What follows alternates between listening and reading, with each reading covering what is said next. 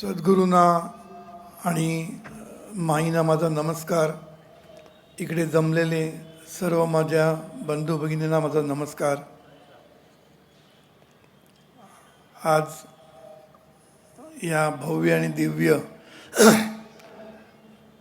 रौप्य महोत्सवानिमित्त आपण जो उत्सव साजरा केला त्याचा सांगतेचा दिवस आहे. खूप छान रीतीने हा उत्सव पार पाडला आपण. सर्वात महत्त्वाचं कौतुक करण्यासारखं म्हणजे सगळ्या गोष्टी वेळेवर केल्या, शिस्तबद्ध पद्धतीने हा संपूर्ण कार्यक्रम सादर करण्यात आला. क्वालिटी पण प्रत्येक कार्यक्रमाची उत्तम होती. चारकोपकडे मगाशी आपण एवढी रत्न बघितली. गाणारे सुद्धा खूप छान छान त्यांच्याकडे गायक आणि गायिका आहेत. त्यामुळे मगाशी जो कलावैभवतर्फे जो संगीत जो आपल्याला सादर करण्यात आला तो खूप सुंदर होता. भूषण आणि बांधकर यांनी कमाल उडवून दिली होती. त्याच्यानंतर पोवाडा म्हणजे कळस झाला. मला वाटलं तो पोवाडा म्हणजे जीवनविद्येचा नुसता असेल काहीतरी, पण बघतं तर 25 वर्षाचा आढावा त्या पोवाड्याने घेतला. खूप सुंदर रीतीने तो सादर केला गेला आणि खऱ्या अर्थाने आपण 25 वर्षामध्ये ज्यांनी आपलं योगदान दिलं त्या सर्वांना आपण कृतज्ञतेने त्यांचा गौरव केला. भाई गोसावी, त्याच्यानंतर त्यांच्या पत्नी मिसेस गोसावी, त्याच्यानंतर शीतल गोरे, प्रतिभा चव्हाण, हळदणकर, आणेराव, उमेश पांगम अशी एकामागून एक रत्न, नंतर आपला रवंदळ, हे सगळे एकामागून एक रत्न आपल्याला लाभली चारकोपला आणि चारकोप शाखा मोठी होत गेली. सर्वात महत्त्वाचं म्हणजे ही सगळी रत्न आपण धरून ठेवली, हा खूप महत्त्वाचा विषय मला वाटतो. 25 वर्ष या लोकांना धरून ठेवणं हे खूप महत्त्वाचं असतं. मी नेहमी म्हणतो की कार्यकर्ते मिळणं सोपं नसतं आणि मिळालेल्या कार्यकर्त्यांना धरून ठेवणं हे खरं म्हणजे महत्त्वाचं कार्य आपण केलं पाहिजे असं मी नेहमी म्हणतो. आणि शेवटी कार्यकर्तेच सगळ्या गोष्टी नावारूपाला आणतात. त्यामुळे मी या सर्व कार्यकर्त्यांचं मी मनापासून त्यांना धन्यवाद देतो. त्यांचं कार्य असंच फोफावून जाऊ दे आणि चारकोप शाखा सद्गुरूंनी म्हटल्याप्रमाणे खरीच सर्व कोपऱ्यातनं म्हणजे east, west, north and south या सगळीकडनं ती विश्वास जाण्यासाठी त्याची मदत होऊ दे असं मी नक्कीच सद्गुरूंजवळ प्रार्थना करतो. आज इथापेंची पण मला आठवण झाली. इथापे पण एक रत्न होतं आपल्या चारकोप शाखेचं. तसंच आज भाई गिरकर इकडे आलेले. भाई गिरकर म्हणजे आपल्या जीवनविद्या मिशनचा खंबीर आधार आहेत, लक्षात ठेवायचं. आणि आज मला गिरकर वहिनीची पण खूप आठवण झाली.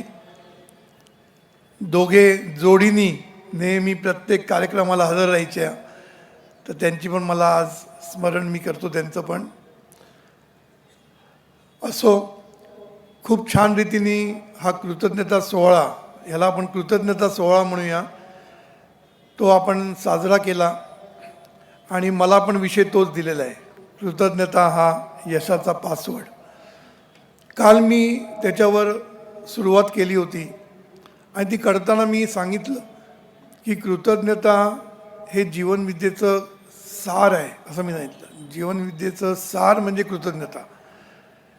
कुठलीही गोष्ट तुम्ही जर बघितली परमार्थापासून ते प्रपंचापर्यंत, कृतज्ञतेशिवाय पर्याय नाही, हे लक्षात ठेवायचं. तुम्हाला खऱ्या अर्थाने यशस्वी व्हायचं असेल, सुखी व्हायचं असेल, आनंदी व्हायचं असेल, समाधानी व्हायचं असेल तर कृतज्ञतेशिवाय पर्याय नाही.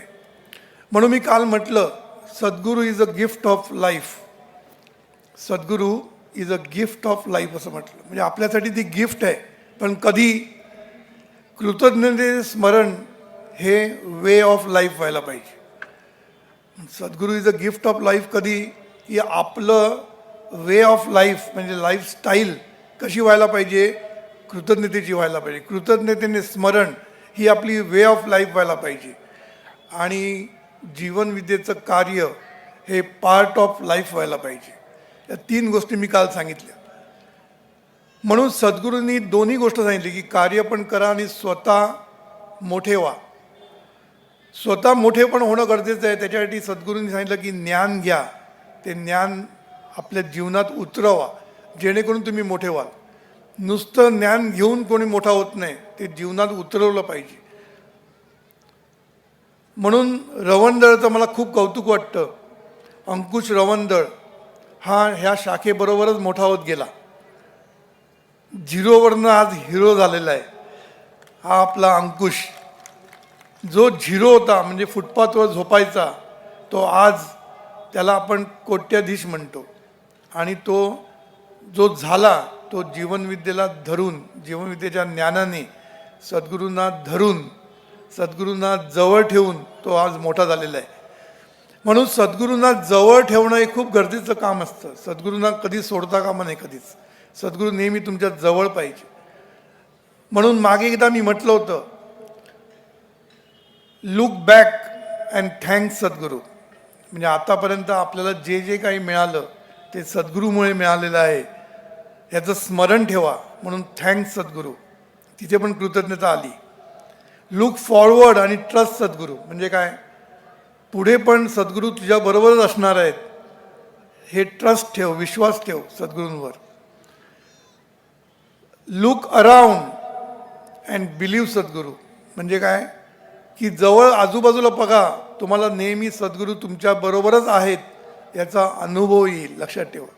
जिथे जाशील तिथे तुमची जी व्यवस्था होते निरनिराळ्या व्यक्तीमार्फत, तिथे सद्गुरू हजर असतात हे लक्षात घेतलं पाहिजे आपण. आणि शेवटी लुक विदिन अँड फाइंड सद्गुरू. सद्गुरू आतमध्ये आहेत याचा अनुभव घ्या असं सांगितलं. म्हणजे काय, सद्गुरू आपल्या आतमध्ये आहेतच आणि याचा अनुभव तुम्हाला नक्की येत असणार. पण याचा दुसरा अर्थ असा आहे की सद्गुरू तुमच्याकडे सतत पाहत आहेत. आतमध्ये आहेत म्हणजे जवळ आहेत. जवळ आहेत म्हणजे तुम्ही प्रत्येक विचार काय करतात, उच्चार काय करतात, आचार काय करतात, कृती काय करते, प्रत्येक गोष्ट सद्गुरू पाहत आहेत हे लक्षात ठेवायचं. सद्गुरू पाहत आहेत. म्हणून आपला प्रत्येक इच्छा, प्रत्येक विचार, प्रत्येक उच्चार, प्रत्येक आचार हा जीवनविद्येला पूरक आणि पोषक असला पाहिजे. लक्षात ठेवायचं. कारण सद्गुरू पाहत आहेत हे लक्षात ठेवायचं. मागे एकदा मी अशी गोष्ट वाचली होती की एका सद्गुरूंनी आपल्या 3 शिष्यांना सांगितलं की मी तुला केळी देतोय, अशा जागी जाऊन खा की जिथे तुला कोणी पाहत नाही, अशा जागी जाऊन खा. तर त्यातले 3 शिष्य निघाले बाहेर. एक शिष्य गेला डोंगराच्या जवळ, तिथे कोण नाही बघितलं, गपचूप खाल्लं केळं, आला परत. दुसऱ्यांनी पण तसंच केलं. तिसरा शिष्य मात्र केळं घेऊन परत आला. तर सद्गुरूंनी विचारलं, काय तू केळं घेऊन का परत आला? तर त्यांनी सांगितलं, तुम्ही नाही माझ्याबरोबर, अशी एकही जागा मला सापडली नाही. तुम्ही पाहत नाही अशी माझ्याकडे कुठेच जागा नाही का तुम्ही सतत माझ्याबरोबर असता. त्यामुळे मला केळं खाणं तर शक्यच नव्हतं, कारण तुम्ही माझ्याकडे पाहत होता. याला म्हणतात सद्गुरू निष्ठा, सद्गुरू भाव. म्हणून असा सद्गुरू भाव पाहिजे आपल्या आतमध्ये. आणि हा भाव म्हणजे भोळा भाव नकोय, भोळा भाव नकोय. कृतज्ञतेने निर्माण झालेला भाव पाहिजे, कृतज्ञतेने. आणि ही कृतज्ञता निर्माण का व्हायला पाहिजे? कारण सद्गुरूंचं ज्ञान, या ज्ञानाने आपण नक्कीच यशस्वी होणार, सुखी होणार, समाधानी होणार. हे जेव्हा तुम्हाला कळतं तेव्हा तुम्हाला जो भाव येतो तो खरा भाव. आणि तो कृतज्ञतेतून आलेला भाव आहे, लक्षात ठेवायचा. अंधश्रद्धेतून आलेला भाव नाही, भोळा भाव नाही. म्हणून सद्गुरू नेहमी म्हणायचे की हे ज्ञान तुम्ही घ्या आणि हे ज्ञान तुम्ही नुसतं जीवनात वापरून बघा आणि तुमचं उत्कर्ष आणि उन्नती कशी होते ते तुम्ही पाहत राहा. असो, म्हणून मी म्हटलं की कृतज्ञता हेच आपल्या जीवनविद्येचं सार आहे. परमार्थाचं पण सार तेच आहे आणि प्रपंचाचं पण सार तेच आहे. म्हणून सद्गुरू म्हणतात परमार्थामध्ये काय करायचं आहे तर कृतज्ञतेने ईश्वराचं स्मरण करायचं आणि प्रपंचामध्ये काय करायचं आहे की कृतज्ञतेने सर्वांचं स्मरण करायचं. तुम्ही म्हणा सर्वांचं करायचं म्हणजे कोणाकोणाचं करायचं. मग मी काल सांगितलं, जो आहे त्याचं स्मरण करायचं, जे आहे त्याचं स्मरण करायचं, ज्याच्यामुळे आहे त्याचं स्मरण करायचं आणि जे हवं आहे त्याचं पण स्मरण करायचं कृतज्ञतेने. ह्याचा अर्थ एकदम सोपा आहे. जो आहे म्हणजे जी सत्ता आतमध्ये आहे आपल्या, जो ईश्वर आपल्या हृदयात आहे, ज्याच्यामुळे आपण सर्व काही करू शकतो, तो आहे म्हणून आपण आहोत, त्या ईश्वराची सतत कृतज्ञतेने स्मरण करणं, नुसतं स्मरण नाही, कृतज्ञतेने स्मरण करणं असं सद्गुरूंनी सांगितलं. म्हणून नामस्मरण सुद्धा कृतज्ञतेने करा असं सद्गुरूंनी सांगितलेलं आहे. म्हणून कृतज्ञतेने त्याचं स्मरण करा म्हणतात, जो आहे त्याचं. जे आहे म्हणजे काय, जे आपल्याकडे आहे, शरीरासकट जे जे आपल्याकडे आहे त्या सगळ्यांची कृतज्ञता व्यक्त केली पाहिजे, तरच ते तुमच्याकडे राहील, नाहीतर निघून जाईल. राहील नाहीतर निघून जाईल. तुम्ही कृतज्ञता ठेवली नाही, कृतज्ञता व्यक्त केली नाही तर कुठलीच गोष्ट तुमच्याबरोबर राहणार नाही, लक्षात ठेवा. मग ती वस्तू असू दे, वास्तू असू दे, नाहीतर वास्तवता असेल. म्हणून वस्तू, वास्तू आणि वास्तवता हे तिन्ही गोष्टी. वास्तवता म्हणजे तुमची परिस्थिती आजची, आज जी तुमच्याकडे परिस्थिती चांगली आहे, खूप तुम्ही सुखा समाधानी राहतायत, ऐश्वर्यात राहतायत, ही स्थिती जर कायम राहायची असेल तर तुम्हाला प्रत्येक गोष्टीबद्दल कृतज्ञ राहायलाच पाहिजे, नाहीतर ती स्थिती कधी बदलेल सांगता येत नाही. म्हणून ती वस्तू असेल, कारण वस्तू सामर्थ्य पण असतं, लक्षात ठेवा. मी काल सांगितलं की प्रत्येक वस्तू किंवा वास्तू म्हणजे आपलं घर असेल, या सगळ्या गोष्टी कृतज्ञतेने सतत त्याचं स्मरण केलं पाहिजे. कृतज्ञता त्याच्याबद्दल आपल्याला सतत व्यक्त करता आली पाहिजे, नाहीतर ह्या गोष्टी कधी निघून जातील, ही वस्तू आणि वास्तू कधी अस्ताला जातील सांगता येत नाही. म्हणून सतत त्याच्याबद्दल कृतज्ञतेने स्मरण करत राहिलं पाहिजे. याला प्रपंच म्हणतात. आणि ईश्वराचं कृतज्ञतेने सतत स्मरण याला परमार्थ म्हणतात, लक्षात ठेवा. म्हणून ह्या सगळ्या गोष्टीसाठी कृतज्ञता सगळ्यात महत्त्वाची आहे. म्हणून सद्गुरूंनी शुभचिंतनाला सगळ्यात महत्त्व दिलं आहे. शुभचिंतन हाच खरा म्हणजे जीवनविद्येचं सार आहे. शुभचिंतन म्हणजेच कृतज्ञतेने स्मरण, लक्षात ठेवायचं. कारण तुम्ही कुठल्याही गोष्टीचं शुभचिंतन कधी करू शकता, जेव्हा तुम्ही त्याच्यामध्ये काहीतरी शुभ बघितलं तर. आपलं काय असतं, प्रत्येक गोष्टीमध्ये अशुभ बघण्याची सवय आपल्याला, म्हणजे कुठलीही असू दे. सगळं चांगलं घरी असलं तरी काय नाही याचा विचारच असतो. बायको सगळी चांगली असली तरी त्याच्यामध्ये काय चुका आहेत त्या बघण्यासाठी आपण टपलेलो असतो. आपली सवयच आहे की चांगलं बघणं आपल्याला जमत नाही. आपल्याला त्याच्यामधनं चुका काढणं, त्याच्यामध्ये वाईट काय आहे ते बघणं, हेच आपल्याला सवय झालेली आहे आणि ह्याला शुभचिंतन म्हणत नाही. म्हणून शुभचिंतन हे प्रत्येक गोष्टीमध्ये शुभ बघणं याला शुभचिंतन म्हणतात. आणि कृतज्ञता तुम्हाला ही शुभचिंतन बघायला भाग पाडते. कारण नाहीतर तुम्ही कृतज्ञता व्यक्तच करू शकत नाही. तुम्ही जर एखाद्या माणसाबद्दल जर कृतज्ञता व्यक्त करायची असेल तर तुम्हाला त्याच्यामध्ये काय चांगलं आहे हे बघायलाच लागतं आणि तेच तुम्हाला एक दिशा देतं आयुष्याची. कसं स्मरण करायचं, कसं चिंतन करायचं याची दिशा या कृतज्ञतेतून मिळते. पण तुम्ही जर स्वतःकडे बघितलं, प्रत्येकाने बघायचं, आपण कृतज्ञ नसतो लक्षात ठेवा. आपल्याला सतत कंप्लेंट्स करायची सवय असते, तक्रार करायची सवय असते, सतत कंपॅरिझन करायची सवय असते. सतत कॉम्पिटिशन करायची सवय असते. का तर आहे ना त्याच्यापेक्षा जास्त कोणाकडे असेल तर माझ्याकडे नाही हा भाव, माझ्याकडे नाही त्याच्याकडे आहे. कारण आपण नेहमी वरती बघतो, वरती जरूर बघावं, पण समाधानाच्या अधिष्ठानावर, ते मी नंतर सांगतो. पण महत्त्वाची गोष्ट काय, आपण नेहमी आपल्याकडे जे नाही आहे त्याच्यावर इतका जोर देतो आपण, आणि म्हणून आपण कृतज्ञ असू शकत नाही. आपण थँक्यू म्हणतो सगळ्यांना, हे आपल्याकडे एक काय म्हणतात शब्द टाकायची सवय झालेली आहे, थँक्यू म्हणायची एक सवय झालेली आहे आपल्याला. पण खरं मनापासून थँक्यू आपण कधीच कोणाचं म्हणत नाही. आणि जरी म्हटलं तरी ते मोमेंटरी असतं, तात्पुरतं असतं. लगेच आपण त्याचा आपल्याला विसर पडतो, लगेच विसर. म्हणून एक गोष्ट अशी वाचली होती की एक नावाडी, त्याच्याबरोबर एक श्रीमंत माणूस चाललेला असतो त्या बोटीतनं. मध्यावर गेल्यानंतर त्या बोटीला कुठेतरी भोग पडलेलं असतं, पाणी यायला लागतं आतमध्ये. हा घाबरतो, एवढी प्रॉपर्टी आता गेली, काय करायचं वरती गेलो तर प्रॉब्लेम, सगळी गेली प्रॉपर्टी. मग तो त्या वेळेला नावाड्याला सांगतो, तू मला जीव माझा वाचव, कारण तो चांगला पोहणारा असतो. आणि तू जर माझा जीव वाचवला, कारण तेव्हा जीवापेक्षा मोठं काही नव्हतं त्याच्यासाठी, मी तुला माझी अर्धी प्रॉपर्टी देतो. आता नावाडी काय त्याच्या अर्ध्या प्रॉपर्टीसाठी त्याला वाचवायला आला नव्हता. तो एक चांगला माणूस होता, त्यांनी त्याला वाचवायचंच होतं, पण हा आपला बोलत होता की मी तुला माझी अर्धी प्रॉपर्टी देईल. त्यांनी ते कसं बसं भोग ते हे बुजवलं आणि ती बोट हळूहळू त्यांनी जवळ आली. जसजशी ती किनाऱ्याला येत होती तसतशी याची प्रॉपर्टीची डिमांड काय म्हणतात त्याला, प्रॉपर्टीची ऑफर लहान होत चालली होती. मी नक्की तुला 50,000 देईन, नक्की देईन 50,000, कारण त्याला बिचारलं कुठे माहिती याची प्रॉपर्टी किती आहे. जसजसं जवळ आल्यानंतर जेव्हा तो उतरला तेव्हा 100ची नोट ठेवली आणि तो निघून गेला.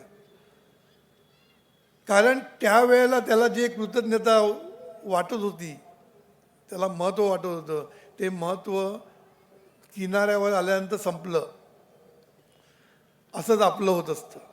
आपण सगळे आता हसलो, पण आपलं असंच असतं. कोणी आपल्याला मदत केली तेवढ्यापुरती आपल्याला खूप भरून येतं, अरे वा वा किती मला मदत केली, पण त्याचा विसर लगेच पडतो. कारण विसर हा आपल्या पाचवीला पुजलेलाच आहे. सद्गुरू म्हणतात विसर हाच आपल्या पाचवीला पुजलेला आहे. आईला आई निघते, तू निघते का?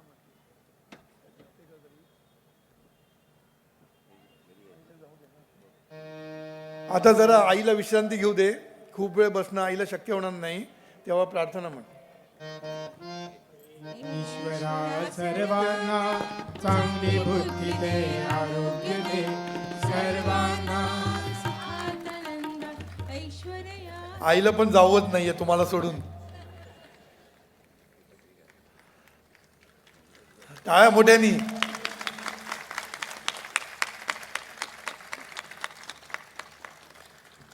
तर मी काय सांगत होतो की विसर हा आपल्या पाचवीला पुजलेला आहे, लक्षात ठेवायचं. कारण संपूर्ण परमार्थ आणि प्रपंचामध्ये विसर हाच कारणीभूत आहे. सद्गुरू म्हणतात परमार्थामध्ये ईश्वराचा विसर आहे, त्याचा विसर. म्हणून सद्गुरूंनी सद्गुरूंचा एक सिद्धांत आहे त्याचा विसर आणि नाही त्याचा आठव. हे आपलं जीवनाचं सूत्र आहे. आहे त्याचा विसर आणि नाही त्याचा आठव. परमार्थामध्ये आहे म्हणजे जो आहे, ज्याच्या सत्तेमुळे तू आहेस त्याचा विसर, आणि जो नाही गोविंदराव मधला गोविंदाचा विसर आणि राव ह्याचा आठव कायम. गोविंदराव साहेब याचा कायम आठव असतो आणि गोविंदाचा विसर असतो.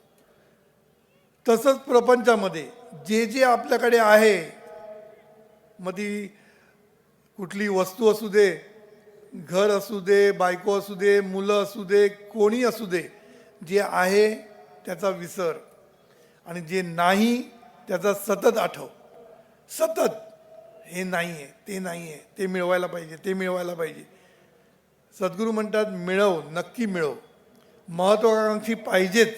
सद्गुरू असे हे नाही आहेत की बसून राहा आणि काही कमवायची गरज नाही, समाधानी राहा, असं सद्गुरू सांगत नाही. कारण सद्गुरूंचं ध्येयच आहे की राष्ट्राची प्रगती व्हायला पाहिजे.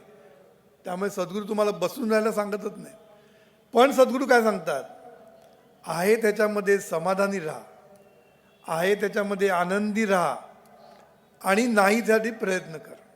हे सद्गुरूंचं वाक्य. सद्गुरूंचा सिद्धांत काय आहे, त्याच्यात समाधान मान आणि नाही त्याच्यासाठी प्रयत्न कर. महत्वाकांक्षी हो पण समाधानाच्या अधिष्ठानावर. महत्वाकांक्षी हो पण समाधानाच्या अधिष्ठानावर. ह्याचा अर्थ काय, सतत समाधानी राहा. आणि तू समाधानी कधी राहशील, सतत कृतज्ञ राहशील तर.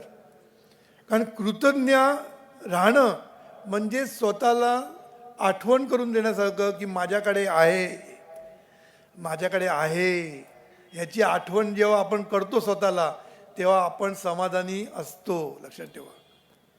म्हणून सतत आहे आहे आहे याचं जर स्मरण केलं तर तुम्हाला त्याची आठवण राहते आणि तुम्ही कृतज्ञ राहता आणि तुम्ही समाधानी राहतात, आनंदी राहतात. कारण आहे याचं आठव असतो. नाही तर एरवी आपल्याला आहे याचा आठवत नसतो. म्हणून आहे त्याचा आठव आणि नाही त्याचा विसर म्हणत नाही, नाहीसाठी प्रयत्न. हे जर जीवनाचं सूत्र, हे जीवनविद्ये जगण्याची कला, ही कला आहे. आहे त्याचा आठव सतत आणि नाही त्यासाठी प्रयत्न. ह्याच्यामुळे काय होतं की तुम्ही जेव्हा आहेचा आठव ठेवताना तेव्हा तुमचं सतत शुभचिंतन असतं, सतत कृतज्ञतेने स्मरण असतं आणि हे शुभचिंतनच तुमच्या आयुष्यामध्ये सगळं शुभ शुभ घडवून आणतं. सगळं शुभ घडवून आणण्याचं सामर्थ्य त्या चिंतनामध्येच आहे. आता तो एक विषय मोठा आहे, अंतर्मन बहिर्मन, तो काय मी विषय घेत नाही. पण तुम्ही जे विचार करतात त्याला आकार देण्याचं काम आपलं अंतर्मन म्हणा किंवा आपला आतला ईश्वर करतो. म्हणून शुभचिंतन जर तुम्ही करायला सुरुवात केली की तुमच्या आयुष्याचं शुभ व्हायलाच पाहिजे, व्हायलाच पाहिजे.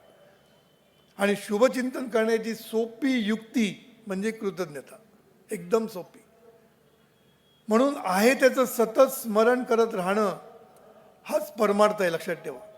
परमार्थ म्हणजे काय नाही, आहे त्याचा विसर आहे, त्याचं रूपांतर आहे त्याचं आठव, आहे त्याचा आठव, आहे त्याचं स्मरण करत राहणं म्हणजे परमार्थ. मग हे स्मरण करता करता त्याचं काय म्हणतात, त्याच्यामध्ये प्रगती होत होत जाऊन मग ती साधना करता करता ते स्मरणाचं रूपांतर भानामध्ये होतं, भानाचं रूपांतर अनुसंधानामध्ये होतं, अनुसंधानाचं रूपांतर अवधानामध्ये होतं आणि मग कायम सावधानामध्ये त्याचं रूपांतर होतं. सतत सावधान असतो. मग आपण कधीच आपलं सावधपणा आपण बेसावत कधीच नसतो. सतत त्याचं स्मरण आपल्या बाजूला असतं. यालाच परमार्थ म्हणतात. परमार्थ म्हणजे काय, मोठं काय करायचं नसतं. परमार्थ म्हणजे स्मरण आणि काय करायचं नाही. स्मरण करता करता अहंकाराचं मरण झालं की तुम्ही त्या लेवलला पोचता आणि काय नाही. एवढंच करायचं आहे आपल्याला. पण म्हणून कृतज्ञता आणि अहंकार हे एका पारड्यात राहू शकत नाही, एका म्यानात राहू शकत नाही. जेवढे तुम्ही कृतज्ञ होत राहाल तेवढे तुम्ही नम्र होत जाल, तेवढा तुमचा अहंकार कमी होत जाईल. कारण प्रत्येकाबद्दल कृतज्ञ राहिलं ना की आपल्याला कळायला लागतं. काय कळायला लागतं, सर्वांमुळे मी आहे, नाहीतर मी आहे, नाहीतर मी करत बसतो. पण खरं जेव्हा तुम्ही कृतज्ञ असता, सतत तुम्हाला आठव असतो की मी जगतोय ते सुद्धा दुसऱ्यांमुळे, मी यशस्वी होतोय सुद्धा सर्वांमुळे, मी सुखी होतोय ते सुद्धा सर्वांमुळे. ह्याची जेव्हा सतत आठव राहील तेव्हा आपण जमिनीवर राहू, नाहीतर हवेतनं डायरेक्ट वरती जाऊ, मग जमिनीवर पोचणारच नाही. म्हणून सतत आठव ठेवणं त्याचं, हे तुमच्या अहंकार कमी करण्याचा सगळ्यात सोपा उपाय आहे. म्हणून कृतज्ञतेने स्मरण कोणाकोणाचं करायचं ते मी सांगितलं. जो आहे, जे आहे, ज्याच्यामुळे आहे आणि जे हवं आहे, सर्वांसाठी तू कृतज्ञता व्यक्त करत राहा. तुला काही कमी पडणार नाही आयुष्यामध्ये. कमी का नाही पडणार, कारण आहेचा विचार आणखीन आहेमध्ये वाढ करतो. एक लक्षात ठेवा, आहेचं चिंतन, आहेचं स्मरण, आहेमध्ये वाढ करत जातो. मग 1 बेडरूम आहे आहे आहे म्हटलं 2 बेडरूम होतील, नाहीतर काय होणार नाही, मग रडत बसतील आयुष्यभर. पैसा आहे म्हटलं कृतज्ञतेने माझ्याकडे भरपूर आहे, आणखीन भरपूर येणार, लक्षात ठेवा. म्हणून वाढ होण्याची जी हे ना सगळं आहेमध्ये आहे, लक्षात ठेवा. आहेमध्ये वाढ होण्याचं सर्व गुपित आहे. आहेमध्ये सर्व गुपित आहे, रहस्य आहे, गुह्य सगळं आहेमध्येच आहे. देणारा पण तो आहेच आहे. आहेचा विचार केला की आहे तोच तुम्हाला आणखीन वाढ करून देतो. कारण आहेमध्ये ऐश्वर्य आहे, आहेमध्ये ॲबंडन्स आहे, आहेमध्ये व्यापकता आहे, आहेमध्ये सर्व आहे. मग फक्त आहेचा आठव ठेवत राहा, आहे आहे म्हणत राहा. म्हणजे काय, जप नाही करायचं आहे, सतत स्मरण. सर्वांमुळे मी आहे. आज चारकोप शाखांचं हे जे आपण कृतज्ञता सोहळा केला, हा कशासाठी केला? सतत स्मरण राहायला पाहिजे की सर्व आहेत म्हणून आज शाखा मोठी होते. जीवनविद्या मिशनमध्ये प्रत्येक कार्यकर्त्याचं आपण सतत स्मरण ठेवलं पाहिजे कृतज्ञतेने, प्रत्येकाचं. पण आपल्याला दोष दिसतात, लोकांमधले दोष दिसतात, इथेच आपण मार खातो. दोष बघायची सवय झाली की पुढल्या जन्मात कावळा, लक्षात ठेवायचं. पुढल्या जन्मात कोण होणार किंवा गेल्या जन्मात कोण होता हे लगेच समजतं. ते काय ती योनी बिनी म्हणतात ना, मनुष्य योनी, राक्ष योनी, काय असतं ते आपल्याला कळत नाही. पण गेल्या जन्मात कावळा किंवा पुढल्या जन्मात कावळा हे नक्की. कधी टोच मारत बसला तर ह्याचं काय चुकतं, त्याचं काय चुकतं, भुंकत राहिला की समजायचं पुढला जन्म कुत्र्याचा नक्की. कारण काही लोकांना सतत भुंकायची सवय असते ना. म्हणून स्वामी विवेकानंदांनी म्हटलं होतं, तुम्हाला देहापर्यंत जाताना असे बरीच कुत्री मिळणार. स्वामी विवेकानंदाचं वाक्य, माझं नाही. स्वामी विवेकानंदांनी म्हटलंय की तुम्हाला देहापर्यंत जाताना वाटेमध्ये भरपूर कुत्री मिळणार, भुंकत राहणार, लक्ष देऊ नकोस, पुढे जा, असं सांगितलं. म्हणून लक्षात ठेवायचं की आपलं लक्ष लोकांच्या चुकावर ठेवू नका, लोकांचे दोष बघायचे नाही आपण. याचा अर्थ काही करायचं नाही असं नाही. म्हणून सद्गुरूंनी म्हटलं की पहिलं कौतुक कर त्यांचं, चांगल्या गोष्टीचं, आणि जे काही वाईट असेल ते इम्प्रूव्ह करायचा प्रयत्न कर, चांगलं करायचा प्रयत्न कर. त्याच्यामध्ये काहीतरी त्याच्यातनं चांगलं बाहेर काढता येईल. पण तुम्ही जर त्याचा दोषच काढत बसला तर तो निघून जाऊ शकतो, कार्यामधनं निघून जाऊ शकतो. इकडे येणारा प्रत्येक कार्यकर्ता म्हणा किंवा प्रत्येक नामधारक हा गेल्या जन्मीची पुण्याई घेऊन आलेला आहे, लक्षात ठेवा. आणि कशासाठी आला इकडे? गिफ्ट घ्यायला, सद्गुरूंचं गिफ्ट ऑफ लाईफ म्हणजे सद्गुरू हे मिळवण्यासाठी तो इथे आलेला आहे. तर त्याला धरून ठेवणं हे आपलं प्रत्येकाचं काम आहे, लक्षात ठेवा, प्रत्येकाचं काम आहे. इथे एकही माणूस असा नाही आहे की त्याच्यामध्ये दोष नाही आहेत. सर्वांमध्ये गुण असतात, दोष असतात, प्रत्येकामध्ये असतात. पण त्याच्यामधल्या गुणांना हेरून त्याला कसं पुढे न्यायचं, त्याच्याकडनं कार्य कसं करून घ्यायचं, आणि दोषामध्ये हळूहळू पांघरून नाही घालायचं.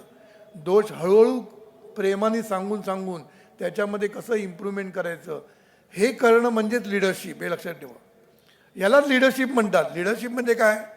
नेतृत्व म्हणजे काय? साध्य करण्यासाठी जे लागतं, जे आपला हेतू असतो, जे साध्य असतं ते आपल्या रियालिटीमध्ये आणणं म्हणजेच नेतृत्व. नेतृत्वाचं काम काय असतं? जो सद्गुरूंनी आपल्याला विजन दिलं आहे ते विजन प्रत्यक्षात आणणं हे नेतृत्वाचं काम असतं. आणि नेतृत्व म्हणजे एक नेतृत्व नसतं, प्रत्येक माणूस इथे, प्रत्येक कार्यकर्ता हा नेतृत्व करत असतो, लक्षात ठेवायचं. प्रत्येक कार्यकर्ता, लोकांना नेतृत्व म्हणजे एकच दिसतं, एक नेतृत्व काही करू शकत नाही. प्रत्येक लेवलला माणसाचं नेतृत्व लागतं. ग्रंथदिंडीला जो जातो त्यांचा जो मेन असतो तो नेतृत्व करत असतो. तिकडे तो कसा वागतो हे बघत असतात लोक.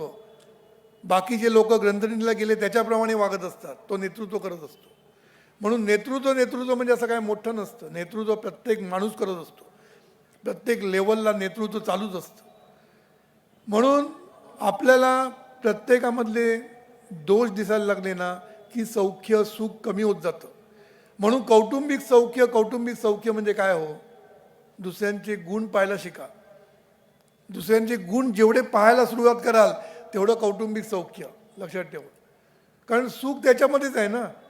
तुम्ही जर दोष पाहत राहिला तर दोष भरपूर काढता येतील. म्हणून म्हणतात ना 36 गुण जमले. 36 गुण जमले म्हणजे काय, फक्त 36च जमतात, बाकी बरेच गुण आहेत ते जमत नाही आहेत. न जमलेले गुण खूप असतात. प्रत्येक नवरा बायकोमध्ये न जमलेले गुण खूप असतात. आणि ते 36 गुण जमतात ते पण खरेच जमतात की नाही माहीत नाही. कारण प्रत्येक नवरा आणि प्रत्येक बायको ही नेहमी वेगळी असते. मजा येते, देवानी अशीच सांगड घातलेली असते. एक जर सिस्टमॅटिक असेल तर दुसरा अगदी गजाळ, म्हणजे गचाळपणे काम करत असतो. एक खूप हुशार असेल तर दुसरी साधारण असते. मॅचिंग परफेक्ट होतं, त्यालाच मॅचिंग म्हणतात ना. पण तो जर त्याच्यावरच बोट ठेवत बसला की तू थोडीशी गचाळ आहे, तू झालं, आयुष्याचं मजा झालीच. एकमेकाला पूरक आणि पोषक ही व्यवस्था असेल. लग्न व्यवस्था म्हणजे पूरक आणि पोषक. एकमेकांचे दोष काढत बसायचं नाही, एकमेकांचे गुण हेरायचे आणि दोष आहे तिथे आपण तिथे उभं राहायचं. तर कुटुंब चांगलं चालत राहतं. कुठलाच नवरा बायको बाहेरून चांगले दिसत असतील, बाहेरून चांगले वाटतात, तसं नसतंच. आतून घर्षण चालूच असतं. चालणारच ना, घर्षण चालणार. रोज एकत्र झाल्यानंतर किती दिवस इम्प्रेशन मारत बसणार. थोडे दिवस इम्प्रेशन मारता येतं ना. रोज तसं ह्याच्यात राहणं सोपं नसतं. म्हणून लग्नाच्या अगोदर इम्प्रेशन मारत असतात. कोण हेलिकॉप्टरमध्ये बसतो काय, कोण लग्न हेलिकॉप्टरनी करतो, कोणी पाण्यात जाऊन लग्न करतो, काय काय करतो. पण हे सगळं लग्नाच्या अगोदर. कारण का, एकमेकांना इम्प्रेस करायचा प्रयत्न असतो. त्याला प्रेम म्हणत नसतं, त्याला इम्प्रेशन पाडायचा प्रयत्न असतो. म्हणून लग्न झाल्यानंतर, लव्ह मॅरेज केल्यानंतर माझ्याकडे येतात प्रॉब्लेम झाल्यानंतर. तर मी त्याला पहिला प्रश्न की मग तू प्रेम कसलं केलं. नाही, तेव्हा कळलं नाही. तेव्हा कळत का नाही, कारण डोळ्यावर झापड असते ना. कारण तो पण इम्प्रेस करत असतो. रोज काय गजरा घेऊन येईल, रोज काय फुल घेऊन येईल. लग्न झाल्यानंतर 1 दिवसाआड गजरा, मग 10 दिवसाआड हळूहळू गजरा गायब.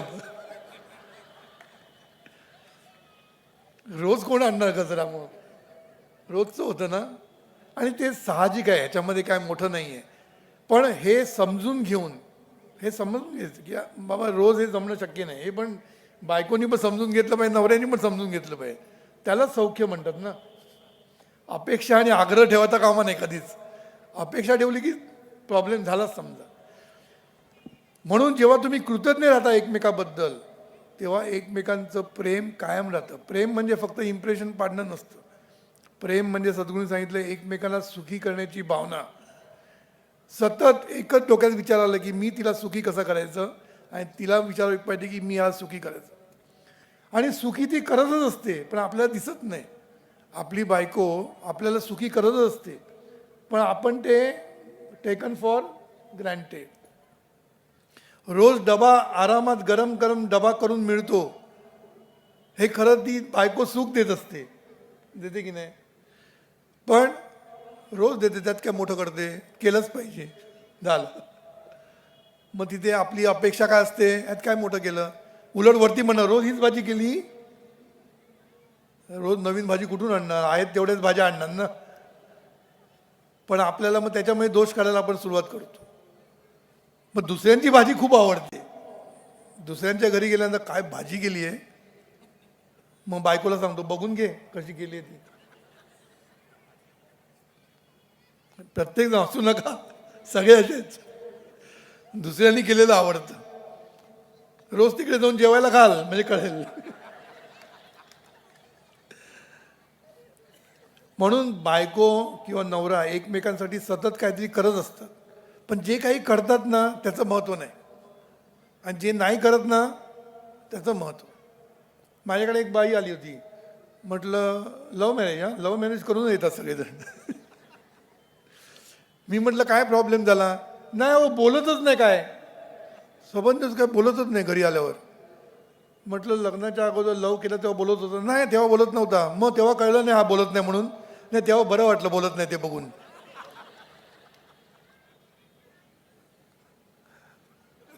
तेव्हा बायकाला ऐकून घेणारा नवरा मिळाला की बरं वाटतं, पण नंतर अरे बोलतच नाही, म्हणजे तो पहिल्यांदा जो गुण वाटला तो आता दुर्गुण. हे असंच चालू असतं सगळीकडे. त्यामुळे एक लक्षात ठेवा, कुठलंच आयडियल आदर्श कुटुंब बिटुंब आपण म्हणतो, पण सगळीकडे थोडंफार चालूच असतं आणि ते पाहिजे, त्याच्याशिवाय मजा नाही. थोडं नाही तर चेंज नाही काय मिळणार ना. पण एक लक्षात ठेवायचं की कृतज्ञता मात्र कायम राहिलीच पाहिजे, सतत सतत राहिली पाहिजे. बायको माझ्यासाठी एवढी करते, हे सतत आपण कृतज्ञ राहिलंच पाहिजे. आणि पुरुष पण करत असतात बायकांसाठी, ते पण कळलं पाहिजे. म्हणून आपण आहे ना प्रत्येक ठिकाणी कृतज्ञ राहिलं ना तर सुखी व्हाल, लक्षात ठेवा. हा जो कृतज्ञता वर्ड आहे ना, हा आयुष्यामध्ये तुम्हाला उपयोगी पडेल. कंपनीमध्ये गेल्यानंतर परवाच माझ्याकडे एक माणूस आला होता, आपलाच नामधारक. मला आहे ना कंटाळा आला आहे कंपनीचा, मला जॉब सोडायचा आहे. म्हटलं का कंटाळायचं, नाही इकडे जायला लागतं, तिकडे जायला लागतं, इथे जायला लागतं. म्हटलं मग काय जायला पाहिजे ना, जायला लागतं मग जा. नाही का आता कंटाळा आला आहे, ही किटकिट आहे, कटकट आहे. म्हटलं अरे बाबा कटकट म्हणू नकोस, आज लोकांना जॉब मिळत नाही आहेत. आज लाखो इंजिनियर्स रिकामे बसले घरी आणि 15,000 आणि 20,000 नोकरी शोधत आहेत, आणि तुला जॉब मिळाला त्याला कटकट म्हणू नको. कटकट म्हटली की कृतज्ञता गेली. कटकट म्हणण्यापेक्षा कृतज्ञ राहा आणि नवीन जॉब शोध पाहिजे तर, पण आहे त्याच्याबद्दल कटकट म्हणू नकोस. आपल्याला आहे ना आहे तो जॉब आपल्याला आवडत नाही, कधीच आवडत नाही बघा, कंटाळा आलेला असतो. ज्याला फिरायला मिळतं तो पण कंटाळतो, किती फिरायचो. आणि जो बसलेला असतो तो म्हणतो मला फिरायला मिळत नाही. म्हणजे कोणच सुखी नाही, कोणच सुखी नसतं, हे बघितलं मी. म्हणजे अमेरिकेमध्ये सुद्धा मला एक बाई भेटली, तिला मस्तपैकी वर्क फ्रॉम होम मिळालं काम करायला. वर्क फ्रॉम होम म्हणते ती पद्धत आहे. तर वर्क फ्रॉम होम मिळालं म्हणून एवढी खुश झाली होती. काही महिन्यानंतर म्हणते कंटाळा सतत घरीच बसायला लागतं, बाहेर जायलाच मिळत नाही. हो म्हटलं ज्यांना मिळत नाही ते म्हणतात मला वर्क फ्रॉम होम मिळत नाही, ज्यांना मिळतं ते म्हणतात शेवटी माणूस सुखी राहत नाही. का सुखी राहत नाही, कारण जे आहे त्याच्याबद्दल कृतज्ञता नाही. म्हणून मी सांगितलं वस्तूबद्दल पण कृतज्ञता ठेवा. वस्तूबद्दल घरामध्ये जे काही आहे त्याला डबडा म्हणू नका. टी व्ही जो जुना आहे ना त्याला डबडा म्हणू नका, नवीन घ्या नक्की, पण ज्यांनी तुला इतके दिवस सर्व्हिस दिली त्याला तू डबडा म्हणू नकोस. एवढं तरी करता येईल ना आपल्याला. मला आमच्या सुभेदार जे प्रदीप सुभेदार म्हणून आपले अध्यक्ष होते पूर्वी, त्यांच्या मुलीनी परवा मला एक गोष्ट सांगितली. तिने जेव्हा घर सोडलं आपलं, कारण ती दुसऱ्या स्टेटमध्ये गेली, तर सोडताना तिने त्या वास्तूमध्ये प्रार्थना म्हटली आणि म्हटलं काय, ही वास्तू ज्यांच्याकडे चालली आहे त्यांना पण आमच्या सगळं सुखी ठेव, असं सद्गुरूजवळ तिने प्रार्थना केली. म्हणजे वास्तूबद्दल पण कृतज्ञता दाखवली आणि वास्तूमध्ये जे येणार आहेत त्यांच्याबद्दल कृतज्ञता दाखवली. त्यांना पण सुखी होते, ते पण भलं होते. खूप आवडलं, खूप आवडलं. म्हणून वस्तूचं पण महात्म्य आहे, वस्तूचं पण सामर्थ्य आहे. लक्षात ठेवा वस्तूचं सामर्थ्य किती आहे. एक गोष्ट सांगतो, मध्ये मध्ये गोष्टी सांगितली की बरं वाटतं. एका गुरुनी आपल्या शिष्याला सांगितलं, नाही एक गुरु घरी बसला होता, इतक्यात एक शिष्य आला. आतमध्ये येताना चप्पल काढायला लागते, त्यांनी चप्पल तिथे काढली आणि आतमध्ये आला. आतमध्ये येऊन सद्गुरूकडे बसला. सद्गुरूकडे कोणी गेस्ट आले होते. सद्गुरूने त्याला हळूच सांगितलं, बेटा जरा जाऊन तिथे चपलेची आणि दरवाजेची माफी मागून ये. काय सांगितलं, चपलेची आणि त्या दरवाजेची माफी मागून ये. तो बिचारा गेला, माफी मागितलं, परत आला. ते पाहुणे होते ते बघायला लागले, अरे चपलेची माफी हे काय नवीन. तर त्यांनी त्याला विचारलं, हे काय चपलेची माफी. नाही, तो जेव्हा आतमध्ये आला ना, त्यांनी चप्पल फेकून दिली, दरवाजा आपटला आणि आतमध्ये आला, म्हणून मी त्याला माफी मागायला लावली. अहो पण ती निर्जीव वस्तू आहे, त्याच्या कशाला माफी मागायची. तो म्हणतो निर्जीव वस्तू आहे ना, मग राग राग त्याच्यामध्ये का दाखवला त्यांनी. राग जर त्याच्यावर काढू शकतो दरवाजावर आणि याच्यावर, मग माफी पण मागू शकतो. Simple logic. लॉजिक छान आहे ना. दरवाजाला जर लाथ मारू शकतो तर त्याची माफी पण मागू शकतो ना. राग कशाला काढतो त्याच्यावर. तरी सुद्धा ते पाहुणे चिकट. ते बोलले पण त्यांना काय समजणार आहे, त्यांच्यावर काय परिणाम होणार आहे, त्यांनी तुम्ही समजा माफी मागितली, त्यांना काय फरक पडणार आहे. तेव्हा जे वाक्य सांगितलं ते लक्षात ठेवा. तेव्हा गुरुंनी सांगितलं, त्यांच्यावर काय परिणाम होणार मी बघत नाहीये, मला माझ्या शिष्याला घडवायचं आहे. मला दरवाजाला घडवायचं नाहीये, मला माझ्या शिष्याला घडवायचं आहे. त्याला दाखवून द्यायचं आहे की वस्तूला पण माफी, म्हणजे वस्तूची पण कृतज्ञता व्यक्त कर, प्रत्येक गोष्टीची कृतज्ञता व्यक्त कर, हे मला त्याला धडा द्यायचा आहे. म्हणून मी त्याला पाठवला. किती सुंदर गोष्ट आहे. याच्यातनं समजून घ्यायचं की ती वस्तू असू दे ना तर काही असू दे, त्याच्याबद्दल सतत कृतज्ञ राहिलं पाहिजे. कृतज्ञ ही एक सवयच लावली, वे ऑफ लाईफ. मी सांगितलं कृतज्ञतेने स्मरण हे आपलं वे ऑफ लाईफ, लाईफस्टाईल. आजची लाईफस्टाईल काय, पिझ्झा खाणं, काय म्हणतात त्याला, फास्ट फूड खाणं, हे सगळी आपली लाईफस्टाईल झालेली आहे. पॅन्टी फाटलेला घालणं, जेवढी फाटली जास्त तेवढी किंमत जास्त. हे आणि मला वाटलं स्वस्त तरी असेल. आम्ही आपले बिचारे गरीब, आम्हाला काय माहीत. मी त्याला विचारलं की हे असं फाटले बिटलेलं असं स्वस्तात मिळतं का. नाही तर आमच्या पण जीन फाटलेले देऊन टाकतो, ते थोडेसे रफू करून विकले की झालं ना काम. तर नाही ते सगळ्यात महाग असतात म्हणे. अरे वा. म्हणजे काय, दरिद्रीपणाचं लक्षण आहे. आपण सांगतो ना हे दरिद्रीपणाचं लक्षण आहे, या फाटलेल्या पॅन्टी घालणं आणि मिरवणं, हे दरिद्रीपणाचं लक्षण आहे. म्हणून एक लक्षात ठेवा की आपल्याला प्रत्येकाबद्दल कृतज्ञतेने स्मरण करत राहिलं पाहिजे. हेच सद्गुरूंचं आपल्याला ज्ञान आहे. लक्षात ठेवा. सतत राहा, शुभचिंतन करा. शुभचिंतन करा म्हणजे काय, सतत कृतज्ञ राहा, आणि हेच शुभचिंतन आहे. लक्षात ठेवा. कृतज्ञतेने राहणं म्हणजे शुभचिंतन आहे. प्रत्येकाबद्दल म्हणा, काही लोकांमध्ये दोष जास्त असतील, गुण कमी असतील, पण काहीतरी असतील. काही लोकांमध्ये गुण जास्त असतील, दोष कमी असतील. प्रत्येकाला जवळ घ्या, प्रत्येकाला जवळ घ्या. प्रत्येकाला तुम्ही एनकरेज करा, जे आहे त्याला. ज्याच्याकडे जो गुण आहे तो एनकरेज कर आणि त्याच्याकडनं ते कार्य करून घे. सद्गुरूंनी तेच केलं. सद्गुरूंना गरिबापासून ते श्रीमंतापर्यंत सगळे लोक होते, पण उमेश पांगमकडनं काय काम काढून घ्यायचं आणि एकदम गरीबातल्या गरीबा माणसाकडनं काय काम काढून दे, सद्गुरूंना समजलं. म्हणून सद्गुरू यशस्वी झाले. आज एवढे लाखो लोक सद्गुरूंकडे काय झाले. आज लाखो लोक शिष्य होत आहेत. ते त्यांनी सद्गुरूंना बघितलं पण नाही. काय मग काय आकर्षण आहे बघा, आकर्षण किती आहे. म्हणजे पाहून तुम्ही एक वेळ जवळ जाऊ शकतात, अट्रॅक्ट होऊ शकतात, पण आज नसताना पण अट्रॅक्ट होतात. म्हणजे बघा, म्हणजे देहधारी नसताना सुद्धा सद्गुरूंकडे आकर्षित होतात. याला कारण काय, कारण सद्गुरू सगळ्यांचं कृतज्ञतेने स्मरण स्वतः पण करायचे. एक वन वे नव्हता तो तुमचं तिथे कृत, असं नाही, 2 वे होता. तिथून पण कृतज्ञतेने स्मरण करत राहायचे सद्गुरू सतत. म्हणून मी एकदा एक गोष्ट सांगितली होती की रामाकडे एकदा नारद मुनी गेले होते, श्रीरामाकडे. तर श्रीरामांना विचारलं, त्यांची डायरी पडली होती. डायरी में तेव्हाच्या काळी काय असेल ते गोष्ट आहे, ते समजून घ्यायची. तर डायरीमध्ये नावं लिहिली होती. तर नारद मुनीच ते, त्यांनी सगळं बघितलं. हनुमानाचं नाव नाही, झालं त्याला काहीतरी मिळालं. काही लोक असं शोधतच असतं कुठे काय मिळतं का, ते जाऊन दुसरीकडे लावालावी करायला त्यांना आवडतं.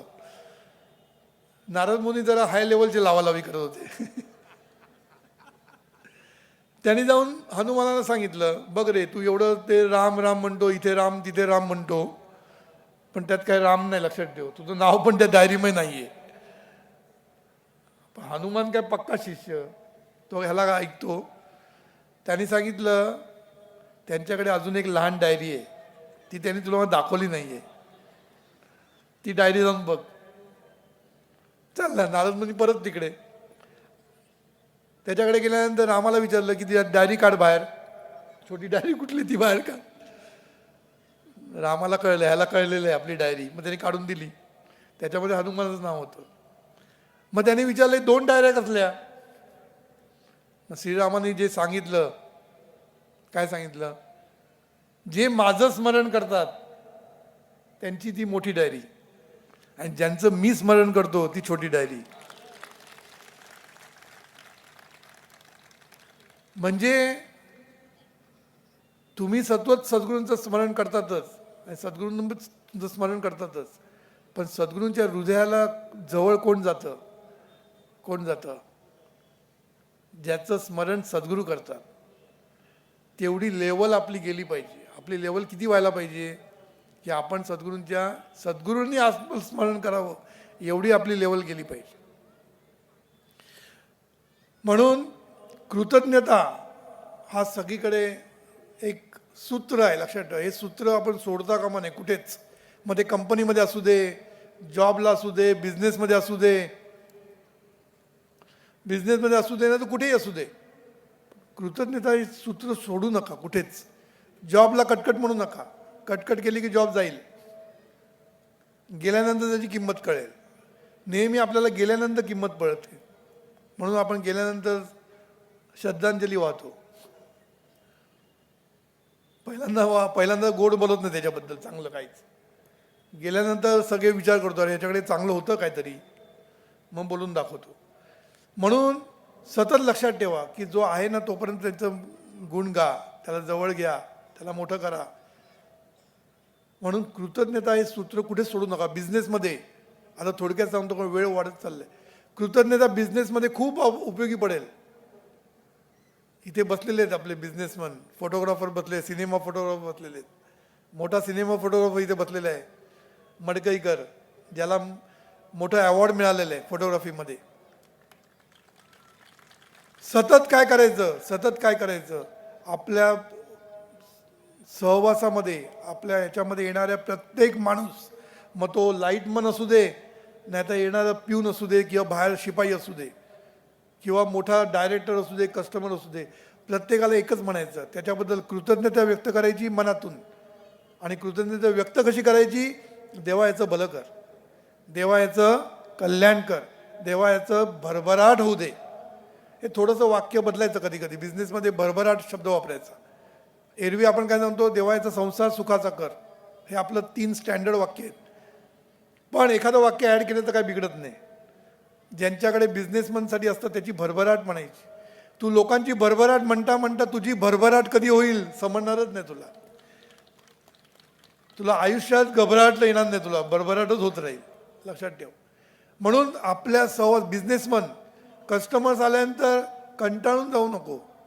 म्हणून काही दुकानवाले मी बघितलेत, बंद केलेलं दुकान पण उघडतात, कारण गिराईक आलं, एवढा आनंद असतो त्यांना. आलं म्हणजे काय, ते दरवाजा उघडून पुन्हा घेतात.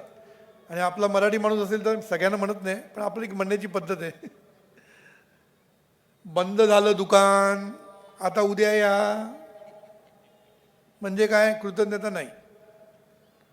अरे आला म्हणजे देव आला आपल्याकडे. एरवी लिहून ठेवलेलंच ना मोठं काय, customer is king, customer is god. Mahatma गांधीचं वाक्य लिहून ठेवलेलं, पण ते वाक्य तिकडे लिहायचं असतं. आपण काय, कस्टमरला आला की कष्ट कर आणि मर म्हणजे कस्टमर.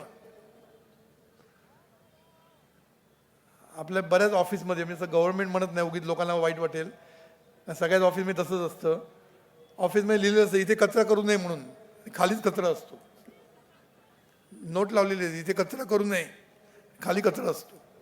असो, सांगायचा मतलब असं आहे की बिझनेसमध्ये असू दे, नोकरीमध्ये असू दे, जी नोकरी करतोयस ना त्या मालकाचं सतत कृतज्ञतेने स्मरण कर. देवा याचं भलं कर, देवाची भरभराट होऊ दे.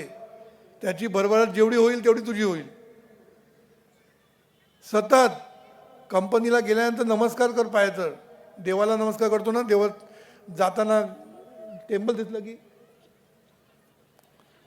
हे करतो आपण. ते पण असं करायचं म्हणून शिकवलंय लहानपणी. असं केलं की ना दोघी चिडेल बिडेल म्हणून करतो आपण, घाबरून करतो. ते काय मनापासून काय करत नाही. पण कंपनी आली ना असं कर.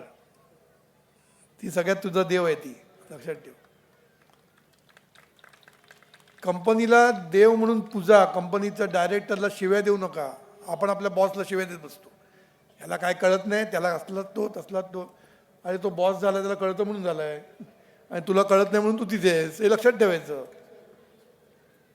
सगळं आम्हालाच कळतं, याला काय कळत नाही. सांगायचा मुद्दा काय माहिती आहे, बिझनेस असू दे, सतत बिझनेसमधनी सुद्धा आपल्या खाली जे काम करतात प्रत्येकाबद्दल मनापासून स्मरण करायचं, कृतज्ञतेने. प्रत्येकाचं भलं होऊ दे म्हणायचं आणि भलं करायचं पण. दोन्ही केलं पाहिजे. नुसतं भलं होऊ दे म्हणायचं आणि पगार द्यायचा नाही, तसं नाही होऊ शकत. भलं कृतीमध्ये पण दिसलं पाहिजे. सप्लायर्स, बिझनेसमध्ये सप्लायर्स असतात, त्यांना टायमामध्ये पेमेंट न देणं म्हणजे त्या फायनान्शियल माणसाचं मोठं कर्तृत्व असतं. कारण जेवढा पैसा लेट द्याल, 3 महिन्यात द्यायचा असेल तर 9 महिन्यांनी पैसे देणार त्याला. हे वेंडर्स बिचारे गरीब असतात, 9 महिन्यांनी देणार आणि मग जाऊन भाव खाणार MD कडे, मी कसा पैसा वाचवला. तेवढे इंटरेस्ट मिळतं, तेवढं वर्किंग कॅपिटल मिळतं. बिझनेसला कॅपिटल लागतं ना, तर हे कॅपिटल त्याच्या जीवावर. त्याला 9 महिने द्यायचे नाही पगार. खरं म्हणजे गव्हर्नमेंटने ते केलं पाहिजे. 3 महिन्यामध्ये 3 महिन्यात दिलंच पाहिजे, नाही तर जेल. असं केलं पाहिजे. पण आता गव्हर्नमेंट कधी करेल माहीत नाही, कारण हे मोठ्या मोठ्या लोकांचं करणं कठीण असतं. पण हे सगळ्या कंपन्या असं करत असतात आणि त्यांचे फायनान्शियल मॅनेजर असतात, ते त्याच्यामध्येच मोठं दाखवतात की आम्ही याला 9 महिने देत नाही. आणि ते बिचारे जाणार कुठे, कारण मोठ्या कंपन्या असतात, ऑर्डर पाहिजे असतं. याला कृतज्ञता म्हणत नाही. टायमात पेमेंट केलं पाहिजे, तर ती कृतज्ञता. टाटा ग्रुप, मी टाटाशी डील केलेलं म्हणून सांगतो. ज्या दिवशी परचेस ऑर्डरमध्ये पेमेंट द्यायचा दिवस असतो, त्या दिवशी ॲटोमॅटिक चेक बाहेर येतो. ॲटोमॅटिक. तिथे कोणाच्याही मागे जाऊन 10%, 20% द्यायला लागत नाही. ॲटोमॅटिक चेक बाहेर येतो. That is a system. कॉम्प्युटरमधनं चेक्स बाहेर येतात आणि बरोबर त्या दिवशी जर ओके असेल, माल ओके असेल, तर त्या दिवशी चेक बाहेर येणार. असं जर काम केलं ना तर ही कृतज्ञता आहे. नाही तर नुसतं कृतज्ञ आहे म्हणून नाही चालणार. कृतज्ञ हे तुमच्या वृत्तीतनं, कृतीतनं आणि उक्तीतनं दिसलं पाहिजे, तर ते कृतज्ञ. नाही तर मी कृतज्ञ आहे, नमस्कार करायचा आणि मग आतमध्ये सुरू असतं, याची वाट कशी लावायची, असला उपयोग नाही. कृतज्ञता ही सगळ्यात दिसली पाहिजे तुमच्या बोलण्यात, वागण्यात. इच्छा पण करायची, देवाचं भलं होऊ दे, देवाची भरभराट होऊ दे. म्हणून आजपासून लक्षात ठेवा, कंपनीत जाताना सकाळी उठल्यानंतर ही साधना करा. पहिल्यांदा आपल्या बॉसचं कृतज्ञ, आपल्या सहकाऱ्यांचं कृतज्ञ, आपल्या सबऑर्डिनेट्सचं कर्तृत्व, सगळ्यांबद्दल कृतज्ञता. कंपनीच्या ओनरबद्दल कृतज्ञता, कंपनीबद्दल कृतज्ञता. आणि म्हणायचं, देवा कंपनीची भरभराट होऊ दे, माझ्या बॉसची भरभराट होऊ दे, बॉसचं भलं होऊ दे, त्याचा संसार सुखाचा होऊ दे. असं मनापासून म्हणायला सुरुवात करा. हेच बिझनेसमधनी आपल्या कस्टमर्सबद्दल, वेंडर्सबद्दल, एम्प्लॉईजबद्दल करायला सुरुवात करा. कंपनीची भरभराट होती की नाही बघा. आता ह्याच्याबरोबर सगळे प्रयत्न करणं सगळं आलंच, नाही तर नुसतं हे करत बसाल. प्रयत्न, कष्ट, हे सगळ्या गोष्टी पाहिजेच. क्वालिटी, आता फोटोग्राफीची क्वालिटी, याला महत्त्व आहे. नाही तर नुसतं कृतज्ञ म्हणून त्याला काय कोण घेणार नाही. मिळेल, लहान लहान कामं मिळतील, पण मोठी कामं पाहिजे असेल तर आपली योग्यता पण वाढवली पाहिजे. कृतज्ञता आणि योग्यता दोन्ही जेव्हा वाढेल ना, तेव्हा तो मोठा होईल. लक्षात ठेवा. नुसतं कृतज्ञतेने मोठे होणार नाही. कृतज्ञतेने मोठे व्हाल, चांगले राहाल, पण कृतज्ञता आणि योग्यता आणि नम्रता, या 3 गोष्टी, म्हणजे कृतज्ञता म्हणजे नम्रता आलीच, कृतज्ञतेने नम्रता येतेच. या 3 गोष्टी तुमच्याकडे असेल तर तुम्ही आयुष्यामध्ये भरभराट सगळीकडे कुठेही जा, मग भरभराट. हा विषय खूप मोठा आहे, खूप मोठा म्हणजे, आणि माझा सगळ्यात आवडता विषय. का सांगा, ह्याच्यावर मी खूप चिंतन केलं.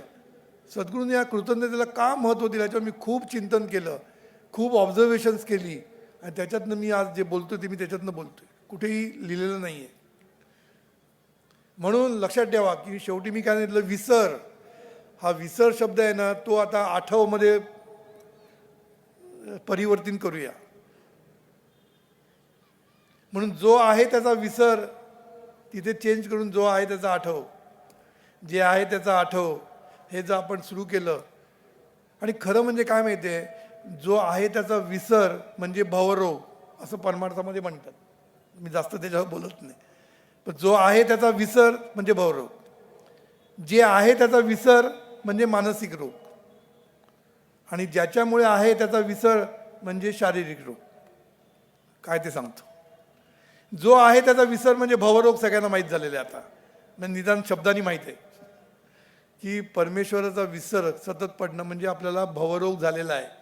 म्हणजे त्याचा आठव करणं म्हणजेच परमार्थ, आणि विसर म्हणजेच आपला आज घडलेला आहे. म्हणून परमेश्वराचा विसर म्हणजेच भवरोग, जे आहे त्याचा विसर म्हणजे मानसिक रोग. म्हणजे आपल्याकडे सतत मानसिक रोग म्हणजे काय, आपल्याला सतत चिंता असते. काय चिंता म्हणण्यापेक्षा सतत हवेपणाचा ध्यास असतो, काहीतरी अजून मिळालं पाहिजे, हवेपणाकडे हा विसर पडला आहे ना. भवरोगामध्ये आहे त्याचा विसर पडल्यामुळे इथे सगळीकडे आहे त्याचा विसर असतो. म्हणून आपल्याकडे जे जे आहे त्याचा विसर आणि नाही त्याचा हव्यास हा मानसिक रोग आहे. सतत नाही त्याचा हव्यास, हे पाहिजे ते पाहिजे, हे पाहिजे ते पाहिजे, म्हणून मानसिक रोग होतात. का होतात? हव्यासामुळे होतात, हवेपणामुळे होतात. म्हणून हव्यास हाच मानसिक रोग आहे. त्याच्यातनं डिप्रेशनमध्ये जातात, त्याच्यातनं सगळं काही होत असतं. आणि ज्याच्यामुळे आहे शरीर, त्याचं विसर असल्यामुळे शारीरिक रोग पण होतात. म्हणजे भवरोगामध्ये मानसिक रोग, मानसिक रोगामध्ये शारीरिक रोग. शरीराकडे आपण लक्ष देत नाही म्हणजे शरीराचा विसर. शरीर हे आपल्याला दिलं एवढं मोठं, त्याचं आपल्याला कृतज्ञता नाही आहे, त्याचा विसर आहे. म्हणून शरीराकडे आपण दुर्लक्ष करतो. शरीराचा विसर म्हणजे शरीराकडे दुर्लक्ष, शरीराची काळजी आपण घेत नाही, व्यसन करतो, हे सगळ्या गोष्टी आपण करतो. का? शरीराची आपण विसर आहे आपल्याला. म्हणून या सर्वांचा आठव ठेवणं म्हणजे शरीराची काळजी घेणं, म्हणजे शरीराचा आठव म्हणजे शरीराची कृतज्ञता. मानसिक रोग म्हणजे हव्यास हा कसा पाहिजे, समाधानाच्या अधिष्ठानावर महत्वाकांक्षा पाहिजे, मग मानसिक रोग होणार नाही. सतत समाधानी आहे ना, समाधानी नाहीसाठी प्रयत्न, नाहीसाठी प्रयत्न, पण आहे तरी समाधानी. ह्या फाउंडेशनवर जो तुम्ही जगला ना, कायम समाधानी, नाहीतर कायम असमाधानी. कारण ते मिळेपर्यंत असमाधान, मला ते मिळाल्यानंतर मी सुखी होईन, मग ते मिळेपर्यंत असमाधान, दुःखी. ते मिळाल्यानंतर थोडे दिवस खुश, पुन्हा ते पुढलं पाहिजे, मग ते मिळेपर्यंत पुन्हा दुःखी. म्हणजे आयुष्यभर मध्ये मध्ये सुखी, कायम दुःखी. पण हेच जर आहे त्याच्याबद्दल मी समाधानी आहे, देवाची मी कृतज्ञता व्यक्त करतो. देवा तुम्हाला खूप दिलं आहेस, देवाला खूप दिलं आहे, मी खूप कृतज्ञ आहे, असं म्हणत म्हणत जे नाही त्यासाठी प्रयत्न करत राहायचं, म्हणजे सतत समाधानी. आणि समाधानी राहिलं की त्याचं बळ आहे, कृतज्ञतेचं बळ. कृतज्ञता ही शक्ती आहे. कृतज्ञतेचं बळ तुमची महत्वाकांक्षा पूर्ण करण्यासाठी समर्थ आहे. म्हणून आहे त्याची जेव्हा तुम्ही कृतज्ञता व्यक्त करता, तेव्हा आहेचं बळ म्हणजेच कृतज्ञतेची शक्ती, म्हणजेच कृतज्ञतेचं बळ तुम्हाला महत्वाकांक्षेला ते बळ देतं. म्हणून तुमच्या महत्वाकांक्षासुद्धा पूर्ण होतात. कधी? कृतज्ञतेचं बळ पाहिजे. म्हणून कृतज्ञतेची शक्ती तुमच्या महत्वाकांक्षेला बळ देते, हे लक्षात ठेवा. हे मी एक सांगितलं. दुसरं काय सांगितलं? आहे त्याची कृतज्ञता व्यक्त केली की नाही ते सगळं तुझ्याकडे येणार. बरोबर, लक्षात घ्या. फक्त कृतज्ञ राहा, प्रयत्न करा, कृतज्ञ राहा, प्रयत्न करा, सगळं काही तुमच्याकडे येईल, हे लक्षात ठेवा. सगळं काही तुमच्याकडे येईल. म्हणून विसर म्हणजे कृतज्ञ आणि 8वं म्हणजे कृतज्ञ, हे लक्षात ठेवायचं. म्हणून कृतज्ञता हा मोठा विषय आहे, पण मी एका वाक्यात काल सांगितलं, कृतज्ञता ही भक्ती आहे, कृतज्ञता ही शक्ती आहे, कृतज्ञता ही युक्ती आहे, कृतज्ञता हे शहाणपण आहे, कृतज्ञता हे लोहचुंबक आहे, कृतज्ञता हा गोंद आहे, कृतज्ञता हे पुण्य आहे, कृतज्ञता हे शहाणपण आहे, कृतज्ञता हे औषध पण आहे सगळ्या गोष्टींवर. आणि कृतज्ञता हा सुखाचा, यशाचा, समृद्धीचा राजमार्ग आहे, हे लक्षात ठेवायचं. कृतज्ञतेने माणसं जोडली जातात, म्हणून गोंद आहे. गोंद आहे म्हणजे काय? तुम्ही फक्त एकमेकाची कृतज्ञता व्यक्त करत राहा, तुम्ही चिकटले जाल एकमेकाला, गोंदासारखे चिकटले राहा. तुम्ही ज्याचं ज्याचं स्मरण करा कृतज्ञ, तिथे तुम्ही चिकटले जाल, म्हणून तो गोंद आहे. तुम्ही कृतज्ञ असाल तर चुंबक आहे, तुमच्याकडे माणसं आकर्षित होतील. सगळी माणसं सद्गुरूंकडे आकर्षित का झाली? चुंबक आहे त्यांच्याकडे, म्हणून सगळे आकर्षित झाले. म्हणून काही लोकांकडे मॅग्नेटिक पर्सनॅलिटी म्हणतात, लोक त्यांच्याकडे आकर्षित. मॅग्नेटिक पर्सनॅलिटी म्हणजे मॅग्नेट नाही आहे, मन चांगलं आहे, निर्मळ आहे, मन चांगलं आहे, सर्वांबद्दल कृतज्ञ आहे, म्हणून तो आकर्षित करतो लोकांना. दिसायला चांगलं असेल तर ते आकर्षित वेगळं, दिसायला चांगलं तर आकर्षण थोड्या वेळापुरती, जवळ आल्यानंतर कळतं तो काय आहे ते. अरे काय दिसतो हिरो, लग्न झाल्यानंतर झिरो समजतं काय ते. दिसणं हे ओके, पण असणं हे सगळ्यात महत्त्वाचं. लक्षात ठेवा, असणं हे सगळ्यात महत्त्वाचं. म्हणून हा विषय किती बोलला तरी मला काय म्हणे कमीच आहे, पण मी थोडक्यात सांगितलं की माणसं जोडणं हे यशस्वी जीवनाची गुरुकिल्ली आहे. लक्षात ठेवायचं, माणसांशिवाय कुठलेच बिझनेसमॅन होऊ शकत नाही, नोकरीमध्ये सुद्धा सक्सेसफुल होऊ शकत नाही, आणि कुटुंबामध्ये सुद्धा सक्सेसफुल होऊ शकतो. म्हणून माणसं जोडणं कृतज्ञता, सद्गुरूंना जोडणं कृतज्ञता, ईश्वराला जोडणं कृतज्ञता, बिझनेस वाढवणं कृतज्ञता, सगळीकडे कृतज्ञता हेच सूत्र आहे, त्याच्याशिवाय दुसरं सूत्र नाही. लक्षात ठेवा. म्हणून आज जो कृतज्ञता सोहळा चारकोप शाखेने केलेला, त्यांच्याबद्दल आम्ही खूप कृतज्ञ आहोत. इतका सुंदर, भव्य आणि दिव्य आणि मुख्य म्हणजे क्वालिटी उत्सव केला. क्वांटिटीला महत्त्व आहेच, पण क्वालिटीला पण महत्त्व आहे, आणि सगळ्या गोष्टी वेळेवर. आता आपल्या मंडळामध्ये शिस्त यायला लागलेली आहे. आता प्रत्येक कार्यक्रम आपला शिस्तीत होतो आणि वेळेवर होतो. तीच परंपरा चारकोप शाखेने पण सांभाळली, आणि सुंदर असं सर्वांबद्दल आपण कृतज्ञता व्यक्त केली. सद्गुरूंबद्दल पण कृतज्ञता व्यक्त करूया आपण. आणि आजचं माझं जे काय 2 शब्द मला तुमच्यापर्यंत पोचवायचे होते ते तुमच्यापर्यंत पोचले असतील असं समजून मी इथे थांबतो. आता सद्गुरूंचे ग्रंथ इथे आलेले आहेत. ते ग्रंथ तिथे आपण ठेवलेले आहे, विक्रीला म्हणत नाही, तुमच्या सुखासाठी, तुमच्या समृद्धीसाठी तिथे ठेवलेले आहेत. ते घ्या. ज्ञान भरपूर आहे, 2 दिवसामध्ये एवढंच सांगता येण्यासारखं आहे, पण हे ज्ञान खूप आहे. तर हे ज्ञान गोळा करा. जेवढं ज्ञान येईल ना तेवढे तुम्ही सुखी आणि समृद्ध व्हाल. म्हणून या समृद्धीसाठी घ्या. इथे आमची विक्री नाही, लक्षात ठेवायचं. इथे तुमची समृद्धी आहे, त्याच्यासाठी हे ग्रंथ सगळे आहेत. तर हे ग्रंथ घ्या. 500 रुपयामध्ये संपूर्ण सेट मिळतो, बरोबर ना? इथे थोडक्यामध्ये संपूर्ण सेट घ्या. सेट घेतला तर लाईफ सेट, हे लक्षात ठेवायचं. नंतर प्रार्थनेचं मशीन. ही प्रार्थनेवर मला तर बोलायला वेळ मिळाला नाही. कृतज्ञता व्यक्त करण्याचं साधन म्हणजे प्रार्थना, हे लक्षात ठेवायचं. कृतज्ञता व्यक्त कशी करायची? देवा सर्वांचं भलं, एका मिनिटात सर्वांचं कृतज्ञता व्यक्त झाली. म्हणून ही प्रार्थना सगळ्यात महत्त्वाची. म्हणून प्रार्थना हे जीवनविद्येचं सार आहे म्हटलेलं आहे. कारण कृतज्ञतेचं एक्सप्रेशन, कृतज्ञता व्यक्त कशी करायची तर प्रार्थनेतनं करायची. म्हणून सर्वांचं भलं म्हणजे हीच प्रार्थना आहे. तर ही प्रार्थना सोडू नका. प्रत्येकाने प्रार्थनेचा काउंटर आपल्या अंगठी घाला. ग्रहांची अंगठी घालण्यापेक्षा, गुरुची अंगठी, पुष्य अंगठी, कुठल्या अंगठ्या घालण्यापेक्षा ही काउंटरची अंगठी घाला आणि ते प्रार्थना म्हणायला सुरुवात करा आजपासून, म्हणत नसतील तर. आणि प्रार्थना म्हणायला सुरुवात केली की आयुष्यामध्ये सगळं होईल, चांगलं चांगलं होईल. म्हणून हे प्रार्थनेचं मशीन पहिलं घरात लावा. शेतात लावला शेताची वाढ होईल. घरी लावलं तर घरामध्ये सगळं सुख समाधान नांदेल.